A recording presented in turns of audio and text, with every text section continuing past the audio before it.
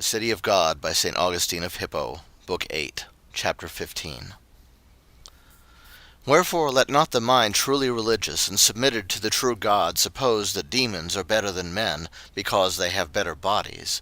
Otherwise it must put many beasts before itself which are superior to us, both in acuteness of the senses, in ease and quickness of movement, in strength, and in long-continued vigour of body. What man can equal the eagle or the vulture in strength of vision? Who can equal the dog in acuteness of smell? Who can equal the hare, the stag, and all the birds in swiftness? Who can equal in strength the lion or the elephant? Who can equal in length of life the serpents, which are affirmed to put off old age along with their skin, and to return to youth again? But as we are better than all these by the possession of reason and understanding, so we ought also to be better than the demons by living good and virtuous lives. For divine providence gave to them bodies of a better quality than ours, that in which we excel them might in this way be commended to us as deserving to be far more cared for than the body, and that we should learn to despise the bodily excellence of the demons compared with goodness of life, in respect of which we are better than they, knowing that we too shall have immortality of body, not an immortality tortured by eternal punishment, but that which is consequent on purity of soul. But now, as regards loftiness of place, it is altogether ridiculous to be so influenced by the fact that the demons inhabit the air, and we the earth, as to think that on that account they are to be put before us. For in this way we put all the birds before ourselves. But the birds, when they are weary with flying, or require to repair their bodies with food, come back to the earth to rest or to feed, which the demons, they say, do not. Are they therefore inclined to say that the birds are superior to us, and the demons superior to the birds?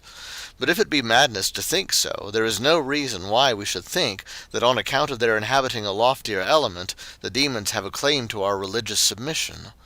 But as it is really the case that the birds of the air are not only not put before us who dwell on the earth, but are even subjected to us on account of the dignity of the rational soul which is in us, so also it is the case that the demons, though they are aerial, are not better than we who are terrestrial, because the air is higher than the earth. But, on the contrary, men are to be put before demons, because their despair is not to be compared to the hope of pious men. Even that law of Plato's, according to which he mutually orders and arranges the four elements, inserting between the two extreme elements, namely fire, which is in the highest degree mobile, and the immovable earth, the two middle ones, air and water, that by how much the air is higher up than the water, and the fire than the air, by so much also are the waters higher than the earth. This law, I say, sufficiently admonishes us not to estimate the merits of animated creatures according to the grades of the elements. And Apuleius himself says that man is a terrestrial animal in common with the rest, who is nevertheless to be put far before aquatic animals, though Plato puts the waters themselves before the land.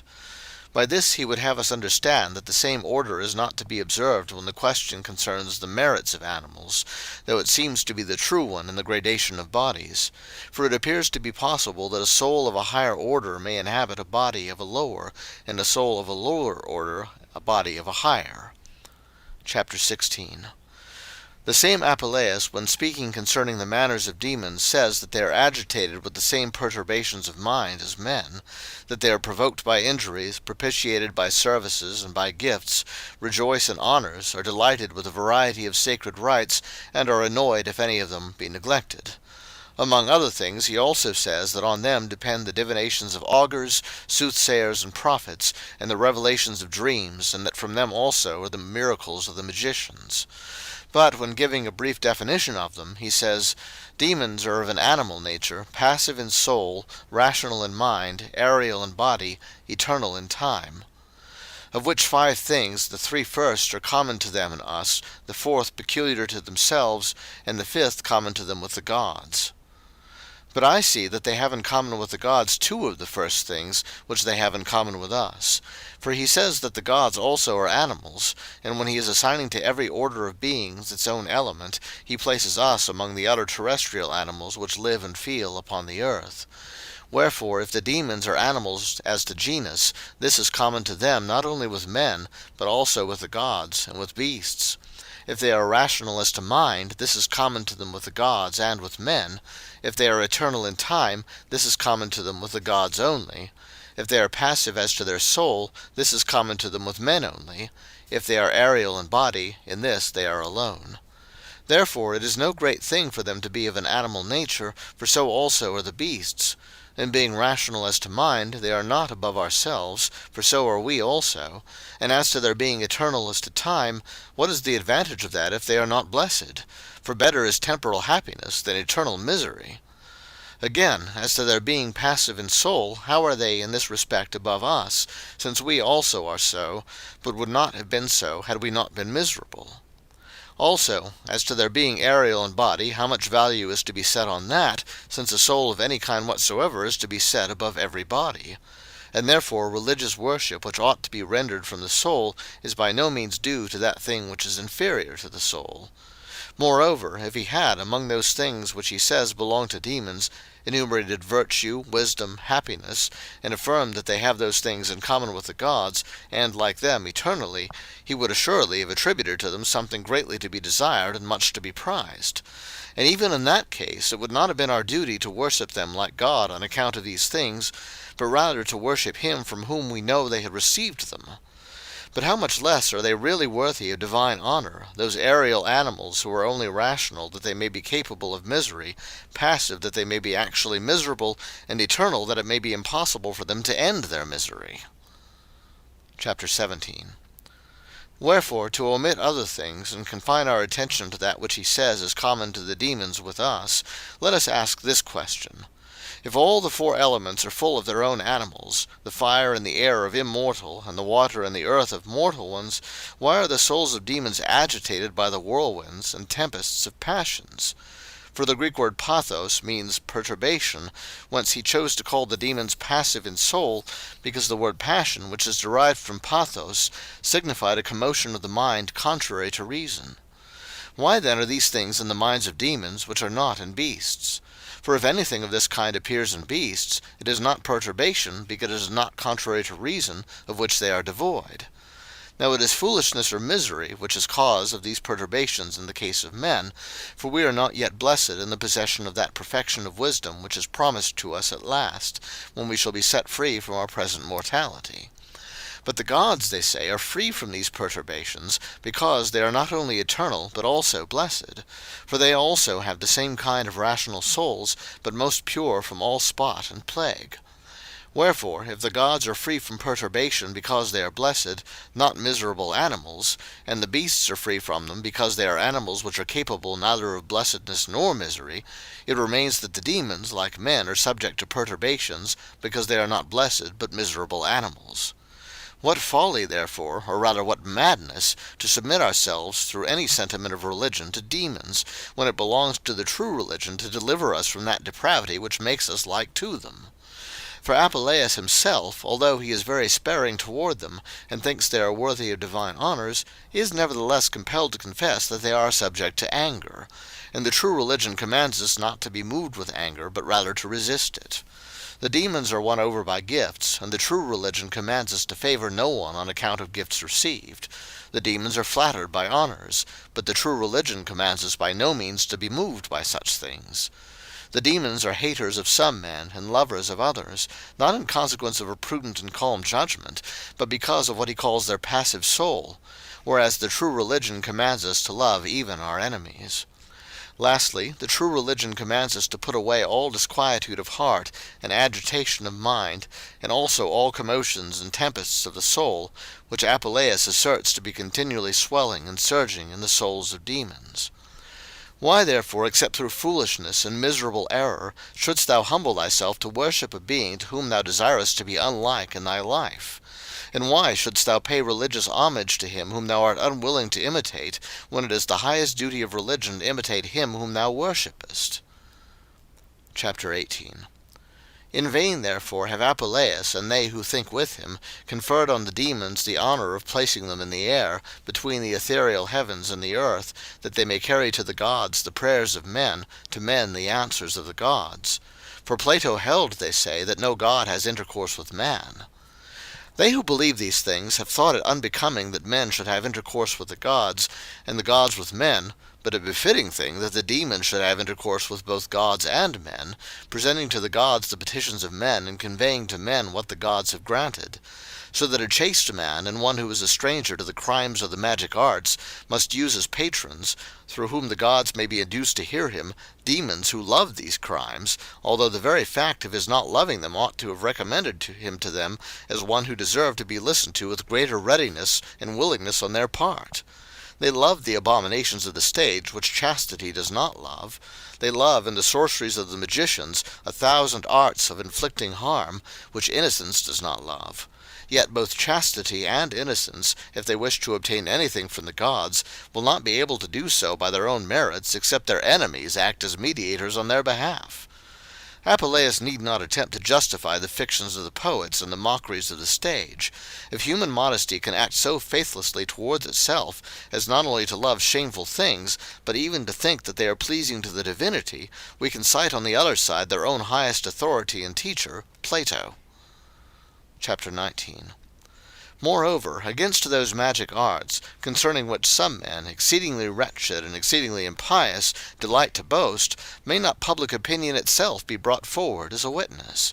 For why are those arts so severely punished by the laws, if they are the works of deities who ought to be worshipped? Shall it be said that the Christians have ordained those laws by which magic arts are punished? With what other meaning, except that these sorceries are without doubt pernicious to the human race, did the most illustrious poet say, "By heaven I swear, and your dear life, unwillingly these arms I wield, and take, to meet the coming strife, enchantment's sword and shield." And that also which he says in another place concerning the magic arts, "I've seen him to another place transport the standing corn," has reference to the fact that the fruits of one field are said to be transferred to another by these arts which this pestiferous and accursed doctrine teaches. Does not Cicero inform us that among the laws of the 12 tables, that is, the most ancient laws of the Romans, there was a law written which appointed a punishment to be inflicted on him who should do this? Lastly, was it before Christian judges that Apuleius himself was accused of magic arts? Had he known these arts to be divine and pious, and congruous with the works of divine power, he ought not only to have confessed, but also to have professed them, rather blaming the laws by which these things were prohibited and pronounced worthy of condemnation, while they ought to have been held worthy of admiration and respect.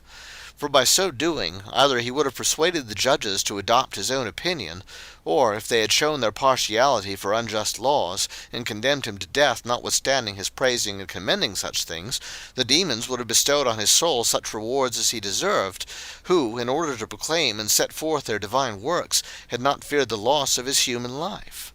As our martyrs, when that religion was charged on them as a crime, by which they knew they were made safe and most glorious throughout eternity, did not choose by denying it to escape temporal punishments, but rather by confessing, professing, and proclaiming it, by enduring all things for it with fidelity and fortitude, and by dying for it with pious calmness, put to shame the law by which that religion was prohibited, and caused its revocation. But there is extant a most copious and eloquent oration of this Platonic philosopher, in which he defends himself against the charge of practicing these arts, affirming that he is wholly a stranger to them, and only wishing to show his innocence by denying such things as cannot be innocently committed. But all the miracles of the magicians, who he thinks are justly deserving of condemnation, are performed according to the teaching and by the power of demons. Why then does he think that they ought to be honored? For he asserts that they are necessary in order to present our prayers to the gods, and yet their works are such as we must shun if we wish our prayers to reach the true God. Again, I ask, what kind of prayers of men does he suppose are presented to the good gods by the demons?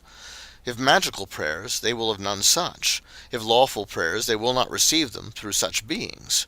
But if a sinner who is penitent pour out prayers, especially if he has committed any crime of sorcery, does he receive pardon through the intercession of those demons by whose instigation and help he has fallen into the sin he mourns? Or do the demons themselves, in order that they may merit pardon for the penitent, first become penitents because they have deceived them? This no one ever said concerning the demons, for had this been the case, they would never have dared to seek for themselves divine honors.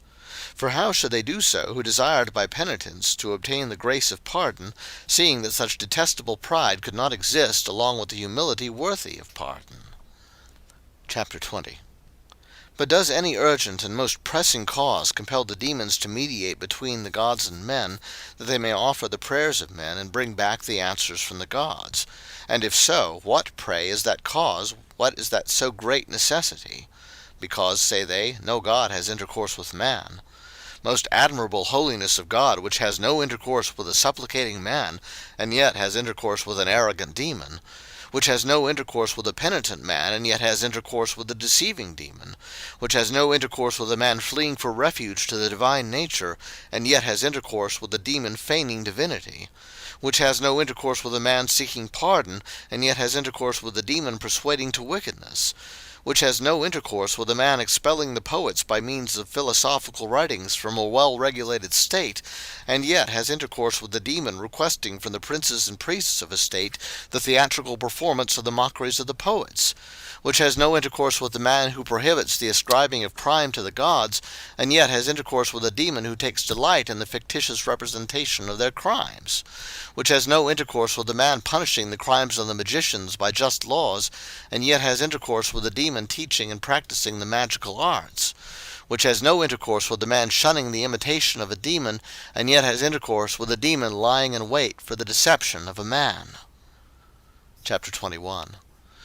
But herein no doubt lies the great necessity for this absurdity so unworthy of the gods, that the ethereal gods, who are concerned about human affairs, would not know what terrestrial men were doing, unless the aerial demons should bring them intelligence, because the ether is suspended far away from the earth, and far above it, but the air is contiguous both to the ether and to the earth. O admirable wisdom! What else do these men think concerning the gods, who, they say, are all in the highest degree good, but that they are concerned about human affairs, lest they should seem unworthy of worship, whilst, on the other hand, from the distance between the elements, they are ignorant of terrestrial things? It is on this account that they have supposed the demons to be necessary as agents through whom the gods may inform themselves with respect to human affairs, and through whom, when necessary, they may succour men, and it is on account of this office that the demons themselves have been held as deserving of worship.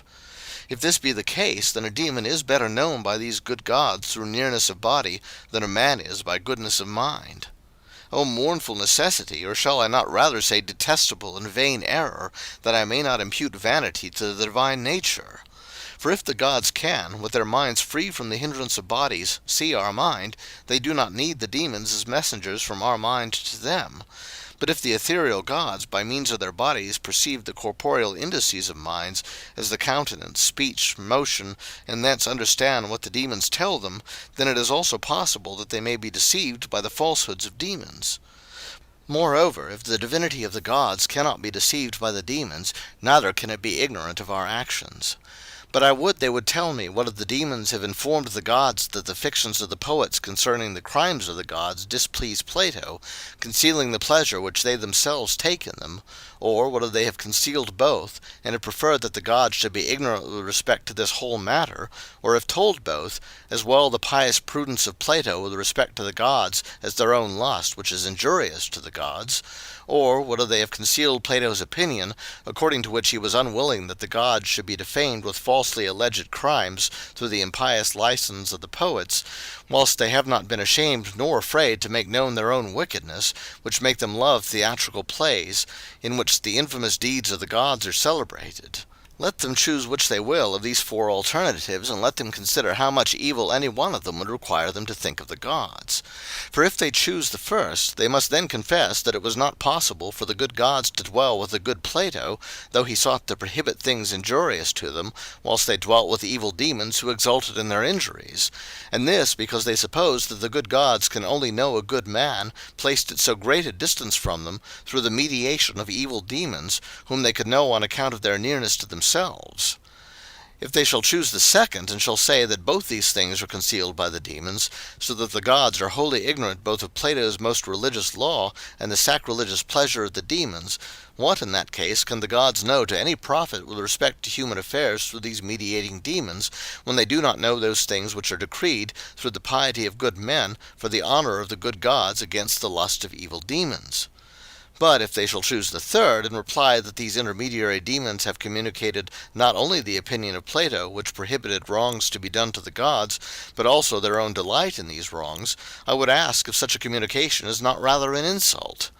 Now the gods, hearing both and knowing both, not only permit the approach of those malign demons who desire and do things contrary to the dignity of the gods and the religion of Plato, but also, through these wicked demons who are near to them, send good things to the good Plato, who is far away from them. For they inhabit such a place, in the concatenated series of the elements, that they can come into contact with those by whom they are accused, but not with him by whom they are defended, knowing the truth on both sides, but not being able to change the weight of the air and the earth. There remains the fourth supposition, but it is worse than the rest. For who will suffer it to be said that the demons have made known the calumnious fictions of the poets concerning the immortal gods, and also the disgraceful mockeries of the theatres, and their own most ardent lust after and most sweet pleasure in these things, whilst they have concealed from them that Plato, with the gravity of a philosopher, gave it as his opinion that all these things ought to be removed from a well-regulated republic, so that the good gods are now compelled through such messengers to know the evil doings of the most wicked beings, that is to say, of the messengers themselves, and are not allowed to know the good deeds of the philosophers, though the former are for the injury, but these latter for the honor of the gods themselves. Chapter 22. None of these four alternatives, then, is to be chosen, for we dare not suppose such unbecoming things concerning the gods as the adoption of any one of them would lead us to think. It remains, therefore, that no credence whatsoever is to be given to the opinion of Apuleius and the other philosophers of the same school, namely, that the demons act as messengers and interpreters between the gods and men, to carry our petitions from us to the gods, and to bring back to us the help of the gods. On the contrary, we must believe them to be spirits most eager to inflict harm, utterly alien from righteousness, swollen with pride, pale with envy, subtle in deceit, who dwell indeed in this air as in a prison, in keeping with their own character, because, cast down from the height of the higher heaven, they have been condemned to dwell in this element as the just reward of irretrievable transgression. But, though the air is situated above the earth and the waters, they are not on that account superior in merit to men, who, though they do not surpass them as far as their earthly bodies are concerned, do nevertheless far excel them through piety of mind, they having made choice of the true God as their helper. Over many, however, who are manifestly unworthy of participation in the true religion, they tyrannize as over captives whom they have subdued, the greatest part of whom they have persuaded of their divinity by wonderful and lying signs, consisting either of deeds or of predictions. Some, nevertheless, who have more attentively and diligently considered their vices, they have not been able to persuade that they are gods, and so have feigned themselves to be messengers between the gods and men. Some indeed have thought that not even this latter honor ought to be acknowledged as belonging to them, not believing that they were gods, because they saw that they were wicked, whereas the gods, according to their view, are all good. Nevertheless they dared not say that they were wholly unworthy of all divine honor, for fear of offending the multitude, by whom, through inveterate superstition, the demons were served by the performance of many rites and the erection of many temples. Chapter 23. The Egyptian Hermes, whom they called Trismegistus, had a different opinion concerning those demons. Apuleius indeed denies that they are gods, but when he says that they hold a middle place between the gods and men, so that they seem to be necessary for men as mediators between them and the gods, he does not distinguish between the worship due to them and the religious homage due to the supernal gods. This Egyptian, however, says that there are some gods made by the supreme God, and some made by men. Anyone who hears this, as I have stated it, no doubt supposes that it has reference to images, because they are the works of the hands of men, but he asserts that visible and tangible images are, as it were, only the bodies of the gods, and that there dwell in them certain spirits, which have been invited to come into them, and which have power to inflict harm, or to fulfill the desires of those by whom divine honors and services are rendered to them. To unite, therefore, by a certain art those invisible spirits to visible and material things, so as to make, as it were, animated bodies, dedicated and given up to those spirits who inhabit them, this, he says, is to make gods, adding that men have received this great and wonderful power. I will give the words of this Egyptian as they have been translated into our tongue. And, since we have undertaken to discourse concerning the relationship and fellowship between men and the gods, know, O Aesculapius, the power and strength of man. As the Lord and Father, or that which is highest, even God, is the maker of the celestial gods, so man is the maker of the gods who are in the temples, content to dwell near to men. And a little after he says, Thus humanity, always mindful of its nature and origin, perseveres in the imitation of divinity. And as the Lord and Father made eternal gods, that they should be like himself, so humanity fashioned its own gods according to the likeness of its own countenance. When this Aesculapius, to whom especially he was speaking, had answered him, and had said, Dost thou mean the statues, O Trismegistus? Yes, the statues, replied he. However unbelieving thou art, O Aesculapius, the statues animated and full of sensation and spirit, and who do such great and wonderful things, the statues prescient of future things, and foretelling them by lot, by prophet, by dreams, and many other things, who bring diseases on men and cure them again, giving them joy or sorrow according to their merits. Dost thou not know, O Aesculapius, that Egypt is an image of heaven, or more truly a translation and descent of all things which are ordered and transacted there, that it is, in truth, if we may say so, to be the temple of the whole world? And yet, as it becomes the prudent man to know all things beforehand, ye ought not to be ignorant of this, that there is a time coming, when it shall appear that the Egyptians have all in vain, with pious mind, and with most scrupulous diligence, waited on the divinity, and when all their holy worship shall come to naught, and be found to be in vain. Hermes then follows out at great length the statements of this passage, in which he seems to predict the present time, in which the Christian religion is overthrowing all lying figments with a vehemence and liberty proportioned to its superior truth and holiness, in order that the grace of the true Saviour may deliver men from those gods which man has made, and subject them to that God by whom man was made. But when Hermes predicts these things, he speaks as one who is a friend to these same mockeries of demons, and does not clearly express the name of Christ. On the contrary, he deplores, as if it had already taken place, the future abolition of those things, by the observance of which there was maintained in Egypt a resemblance of heaven. He bears witness to Christianity by a kind of mournful prophecy. Now it was with reference to such that the Apostle said, that, knowing God, they glorified him not as God, neither were thankful, but became vain in their imaginations, and their foolish heart was darkened.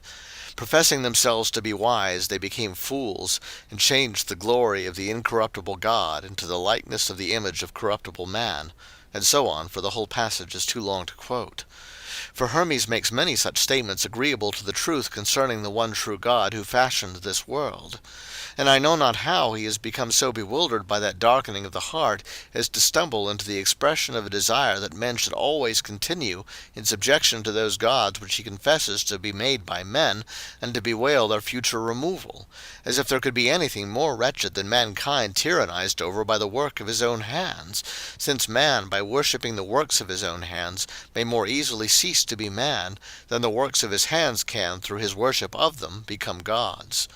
For it can sooner happen that man who has received an honorable position may through lack of understanding become comparable to the beasts, than that the works of man may become preferable to the work of God, made in his own image, that is, to man himself. Wherefore deservedly is man left to fall away from him who made him, when he prefers to himself that which he himself has made. For these vain, deceitful, pernicious, sacrilegious things did the Egyptian Hermes sorrow, because he knew that the time was coming when they should be removed. But his sorrow was as impudently expressed as his knowledge was imprudently obtained. For it was not the Holy Spirit who revealed these things to him, as he had done to the holy prophets, who, foreseeing these things, said with exultation, If a man shall make gods, lo, they are no gods. And in another place, And it shall come to pass in that day, saith the Lord, that I will cut off the names of the idols out of the land, and they shall no more be remembered. But the holy Isaiah prophesies expressly concerning Egypt in reference to this matter, saying, And the idols of Egypt shall be moved at his presence, and their heart shall be overcome in them, and other things to the same effect.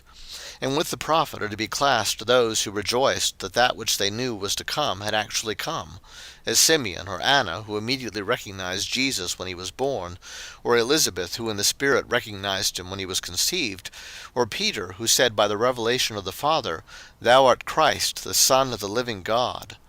But to this Egyptian those spirits indicated the time of their own destruction, who also, when the Lord was present in the flesh, said with trembling, Art thou come hither to destroy us before the time? Meaning by destruction before the time, either that very destruction which they expected to come, but which they did not think would come so suddenly as it appeared to have done,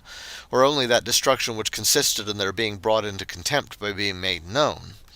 And indeed this was the destruction before the time, that is, before the time of judgment, when they are to be punished with eternal damnation, together with all men who were implicated in their wickedness, as the true religion declares, which neither errs nor leads into error. For it is not like him who, blown hither and thither by every wind of doctrine, and mixing true things with things which are false, bewails as about to perish a religion which he afterwards confesses to be error. Chapter 24. After a long interval, Hermes again comes back to the subject of the gods which men have made, saying as follows: But enough on this subject. Let us return to man and to reason, that divine gift, on account of which man has been called a rational animal. For the things which have been said concerning man, wonderful though they are less wonderful than those which have been said concerning reason. For man to discover the divine nature and to make it surpasses the wonder of all other wonderful things. Because, therefore, our forefathers erred very far with respect to the knowledge of the gods, through incredulity, and through want of attention to their worship and service, they invented this art of making gods. And this art once invented, they associated with it a suitable virtue borrowed from universal nature, and being incapable of making souls, they evoked those of demons or of angels, and united them with these holy images and divine mysteries, in order that through these souls the images might have power to do good or harm to men. I know not whether the demons themselves could have been made, even by adjuration, to confess as he has confessed in these words: Because our forefathers erred very far with respect to the knowledge of the gods, through incredulity and through want of attention to their worship and service, they invented the art of making gods. Does he say that it was a moderate degree of error which resulted in their discovery of the art of making gods, or was he content to say they erred? No, he must needs add very far, and say they erred very far. It was this great error and incredulity, then, of their forefathers who did not attend to the worship and service of the gods, which was the origin of the art of making gods. And yet this wise man grieves over the ruin of this art at some future time, as if it were a divine religion. Is he not verily compelled by divine influence, on the one hand, to reveal the past error of his forefathers, and by a diabolical influence, on the other hand, to bewail the future punishment of demons? For if their forefathers, by erring very far with respect to the knowledge of the gods, through incredulity and aversion of mind from their worship and service, invented the art of making gods, what wonder is it that all that is done by this detestable art, which is opposed to the divine religion, should be taken away by that religion, when truth corrects error, faith refutes incredulity, and conversion rectifies aversion? For if he had only said, without mentioning the cause, that his forefathers had discovered the art of making gods, it would have been our duty, if we paid any regard to what is right and pious, to consider and to see that they could never have attained to this art if they had not erred from the truth, if they had believed those things which are worthy of God, if they had attended to divine worship and service. However, if we alone should say that the causes of this art were to be found in the great error and incredulity of men, and aversion of the mind erring from and unfaithful to divine religion, the impudence of those who resist the truth were in some way to be borne with. But when he who admires in man, above all other things, this power which it has been granted him to practice, and sorrows because a time is coming when all those figments of gods invented by men shall even be commanded by the laws to be taken away,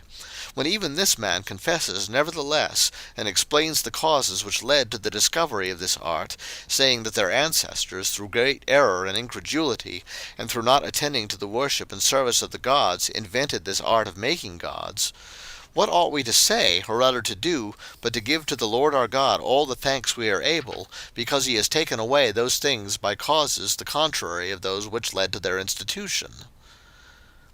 For that which the prevalence of error instituted, the way of truth took away; that which incredulity instituted, faith took away; that which aversion for divine worship and service instituted, conversion to the one true and holy God took away. Nor was this the case only in Egypt, for which country alone the spirit of the demons lamented in Hermes, but in all the earth, which sings to the Lord a new song, as the truly holy and truly prophetic Scriptures have predicted, in which it is written, Sing unto the Lord a new song, sing unto the Lord all the earth. For the title of this psalm is, When the house was built after the captivity. For a house is being built to the Lord in all the earth, even the city of God, which is the holy church, after that captivity in which demons held captive those men who through faith in God became living stones in the house. For although men made gods, it did not follow that he who made them was not held captive by them, when by worshipping them he was drawn into fellowship with them, into the fellowship not of stolid idols, but of cunning demons. For what are idols, but what they are represented to be in the same Scriptures? They have eyes, but they do not see, and, though artistically fashioned, are still without life and sensation. But unclean spirits, associated through that wicked art with these same idols, have miserably taken captive the souls of their worshippers, by bringing them down into fellowship with themselves. Whence the Apostle says, We know that an idol is nothing, but those things which the Gentiles sacrifice, they sacrifice to demons, and not to God, and I would not ye should have fellowship with demons. After this captivity, therefore, in which men were held by malign demons, the house of God is being built in all the earth, whence the title of that psalm in which it is said, Sing unto the Lord a new song, sing unto the Lord all the earth, sing unto the Lord, bless his name, declare well his salvation from day to day, declare his glory among the nations, among all people his wonderful things. For great is the Lord, and much to be praised. He is terrible above all gods. For all the gods of the nations are demons, but the Lord made the heavens. Wherefore he who sorrowed because a time was coming when the worship of idols should be abolished, and the domination of the demons over those who worshipped them, wished, under the influence of a demon, that captivity should always continue, at the cessation of which that psalm celebrates the building of the house of the Lord in all the earth. Hermes foretold these things with grief, the prophet with joyfulness. And because the Spirit is victorious who sang these things through the ancient prophets, even Hermes himself was compelled in a wonderful manner to confess that those very things which he wished not to be removed, and at the prospect of whose removal he was sorrowful, had been instituted not by prudent, faithful, and religious, but by erring and unbelieving men, averse to the worship and service of the gods. And although he calls them gods, nevertheless, when he says that they were made by such men as we certainly ought not to be, he shows, whether he will or not, that they are not to be worshipped by those who do not resemble these image-makers, that is, by prudent, faithful, and religious men, at the same time also making it manifest that the very men who made them involved themselves in the worship of those as gods who were not gods. For true is the saying of the prophet, If a man make gods, lo, they are no gods.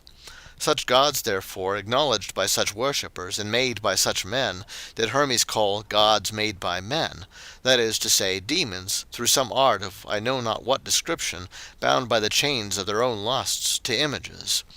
But, nevertheless, he did not agree with that opinion of the Platonic Apuleius, of which we have already shown the incongruity and absurdity, namely that they were interpreters and intercessors between the gods whom God made, and men whom the same God made, bringing to God the prayers of men, and from God the gifts given in answer to these prayers.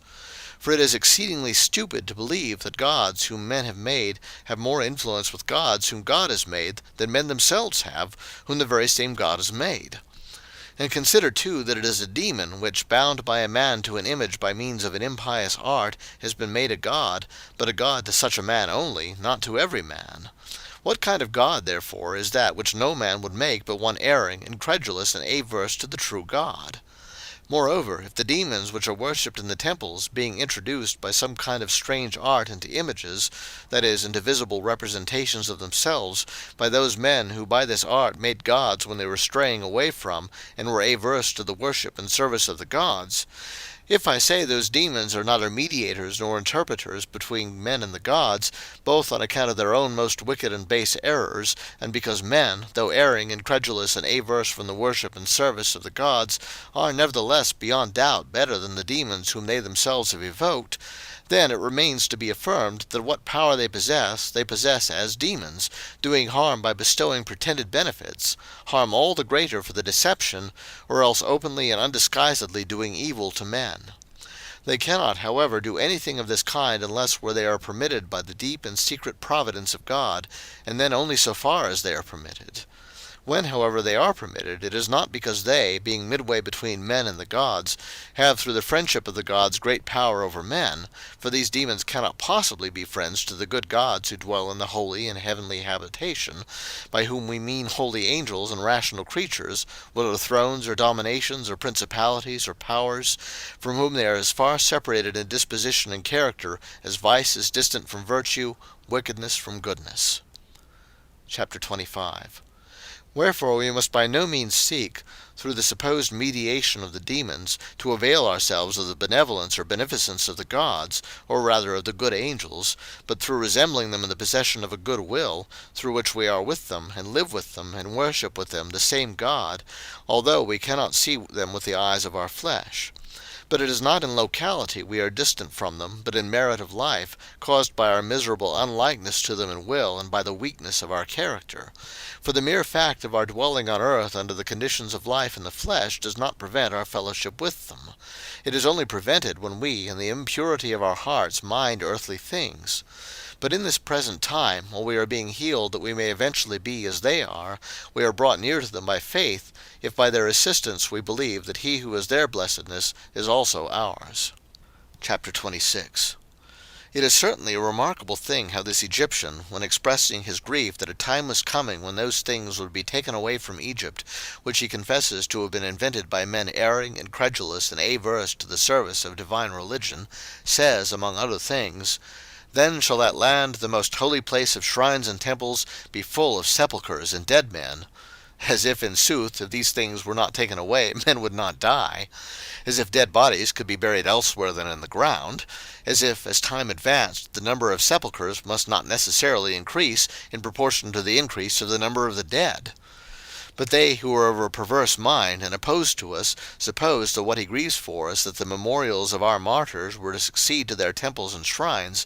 in order, forsooth, that they may have grounds for thinking that gods were worshipped by the pagans in temples, but that dead men are worshipped by us in sepulchres.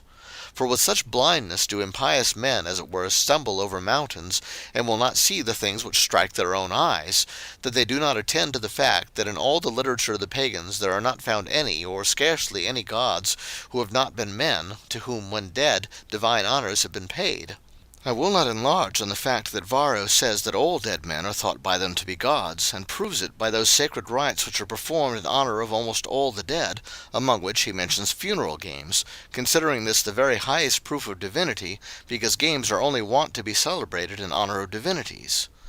Hermes himself, of whom we are now treating, in that same book in which, as if foretelling future things, he says with sorrow, "Then shall that land, the most holy place of shrines and temples, be full of sepulchres and dead men," testifies that the gods of Egypt were dead men. For having said that their forefathers, erring very far with respect to the knowledge of the gods, incredulous and inattentive to the divine worship and service, invented the art of making gods, with which art, when invented, they associated the appropriate virtue which is inherent in universal nature, and by mixing up that virtue with this art, they called forth the souls of demons or of angels, for they could not make souls, and caused them to take possession of or associate themselves with holy images and divine mysteries, in order that through these souls the images might have power to do good or harm to men. Having said this, he goes on, as it were, to prove it by illustrations, saying, "Thy grandsire, O Aesculapius, the first discoverer of medicine, to whom a temple was consecrated in a mountain of Libya, near to the shore of the crocodiles, in which temple lies his earthly man, that is, his body, for the better part of him, or rather the whole of him, if the whole man is in the intelligent life, went back to heaven, affords even now by his divinity all those helps to infirm men, which formerly he was wont to afford them by the art of medicine." He says, therefore, that a dead man was worshipped as a god in that place where he had his sepulchre. He deceives men by a falsehood, for the man went back to heaven. Then he adds, "Does not Hermes, who was my grandsire, and whose name I bear, abiding in the country which is called by his name, help and preserve all mortals who come to him from every quarter?" For this elder Hermes, that is, Mercury, who, he says, was his grandsire, is said to be buried in Hermopolis, that is, in the city called by his name. So here are two gods whom he affirms to have been men, Aesculapius and Mercury. Now concerning Asclepius, both the Greeks and the Latins think the same thing, but as to Mercury, there are many who do not think that he was formerly immortal, though Hermes testifies that he was his grandsire. But are these two different individuals who were called by the same name? I will not dispute much whether they are different individuals or not. It is sufficient to know that this Mercury, of whom Hermes speaks, is, as well as Asclepius, a god who was once a man, according to the testimony of the same Trismegistus, esteemed so great by his countrymen, and also the grandson of Mercury himself. Hermes goes on to say, "But do we know how many good things Isis, the wife of Osiris, bestows when she is propitious, and what great opposition she can offer when enraged?" Then, in order to show that there were gods made by men through this art, he goes on to say, "For it is easy for earthly and mundane gods to be angry, being made and composed by men out of either nature," thus giving us to understand that he believed that demons were formerly the souls of dead men, which, as he says, by means of a certain art invented by men very far in error, incredulous and irreligious, were caused to take possession of images, because they who made such gods were not able to make souls. When therefore he says either nature, he means soul and body, the demon being the soul and the image the body. What then becomes of that mournful complaint that the land of Egypt, the most holy place of shrines and temples, was to be full of sepulchres and dead men?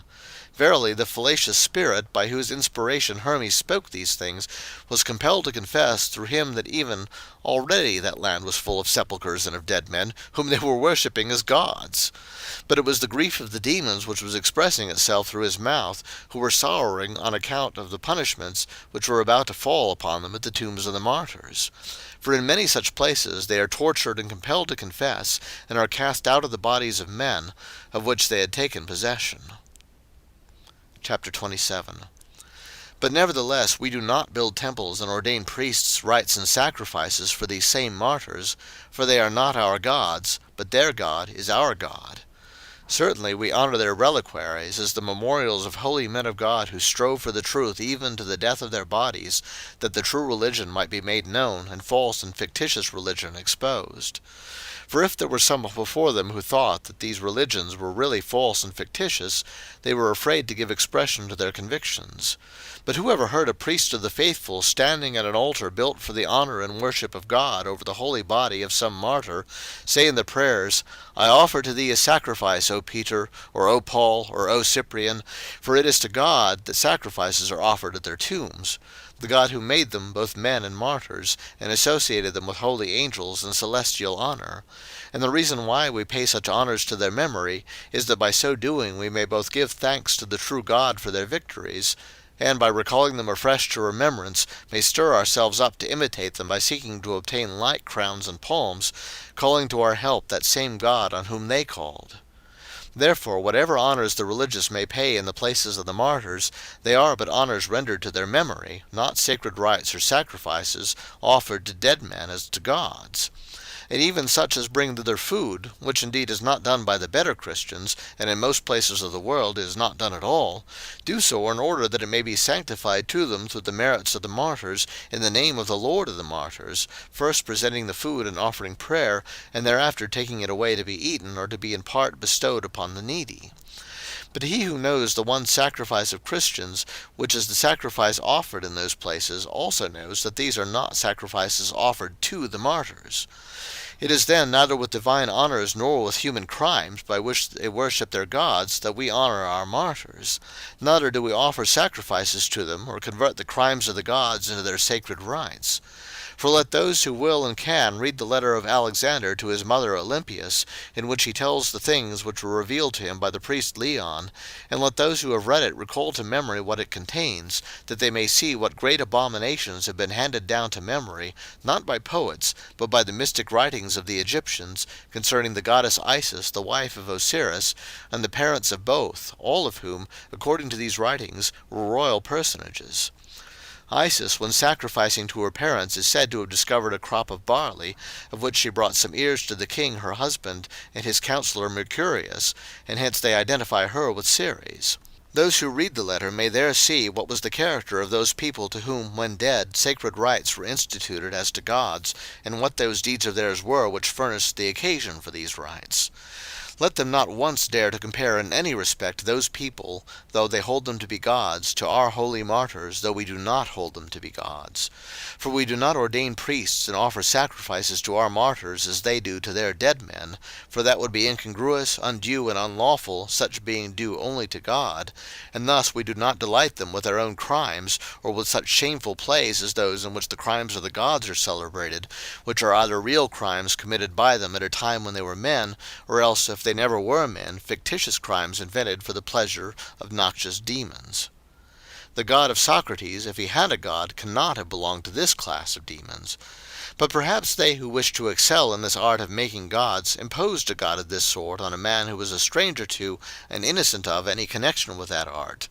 What need we say more? No one who is even moderately wise imagines that demons are to be worshipped on account of the blessed life which is to be after death. But perhaps they will say that all the gods are good, but that of the demons some are good and some bad, and that it is the good who are to be worshipped in order that through them we may attain to the eternally blessed life. To the examination of this opinion we will devote the following book. End of Book 8, chapters 15 through 27.